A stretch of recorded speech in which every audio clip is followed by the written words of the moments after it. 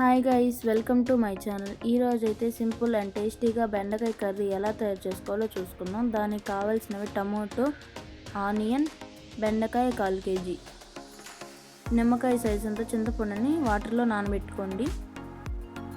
తిరుగుమాత కోసం ఆవాలు 1/2 tea spoon, జీలకర్ర 1/2 టీ స్పూన్, మెంతులు 1/2 టీ స్పూన్, కరివేపాకు కొద్దిగా. ముందుగా కడాయిలో ఆయిల్ 3 టీ స్పూన్స్ యాడ్ చేసుకోవాలి.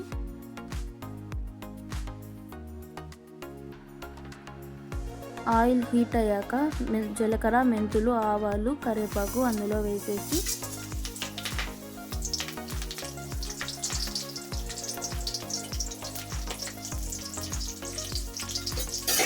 చిట్టపట్టలాడాక గరిటెతో కలుపుకోవాలి.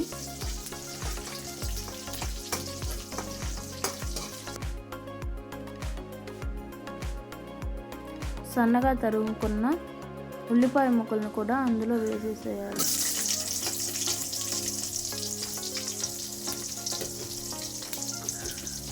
గరిటెతో అంతా మిక్స్ అయ్యేలా కలుపుకోవాలి.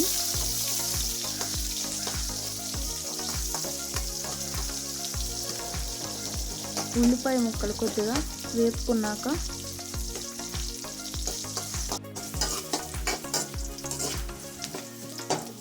సన్నగా తరిగి పెట్టుకున్న టమోటా ముక్కలను కూడా అందులో వేసేసేయాలి. గరిటెతో మిక్స్ చేస్తూ కలుపుకోవాలి.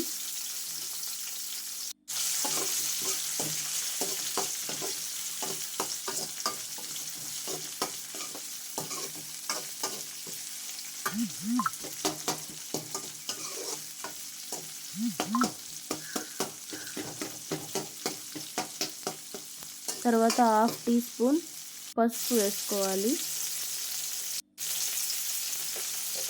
పసుపు అంతా మిక్స్ అయ్యేలాగా కలుపుకోవాలి.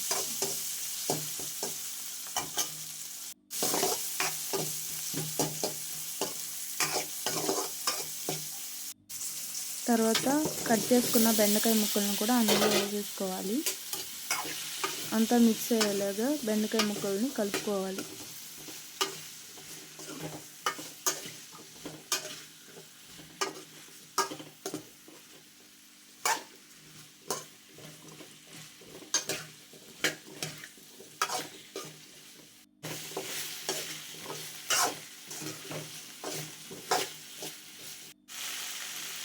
కొద్దిగా టేస్ట్కి సరిపడినంత సాల్ట్ కూడా యాడ్ చేసుకోవాలి.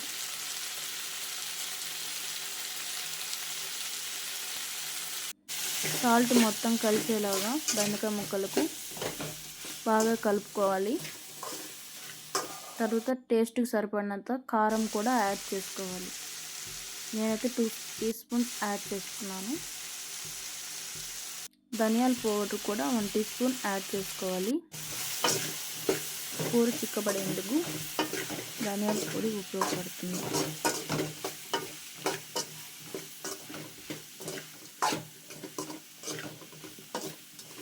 బాగా మిక్స్ అయ్యేలాగా కొద్దిగా బెండకాయ ముక్కలు మగ్గనించాలి.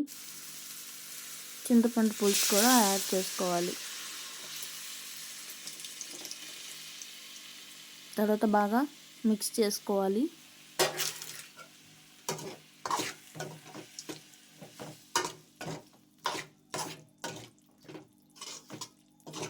తర్వాత వాటర్ కూడా 1 గ్లాస్ కానీ 1.5 గ్లాస్ కానీ వాటర్ అందులో వేసుకోవాలి.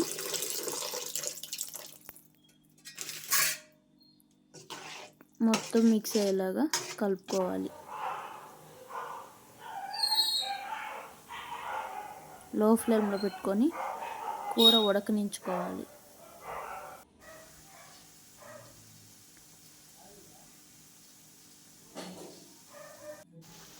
బాగా ఉడకనించి చిక్కబడేదాకా ఉంచుకోవాలి. Thanks for watching this video. Please subscribe to our channel. మళ్ళీ నెక్స్ట్ వీడియోలో కలుద్దాం. Bye bye.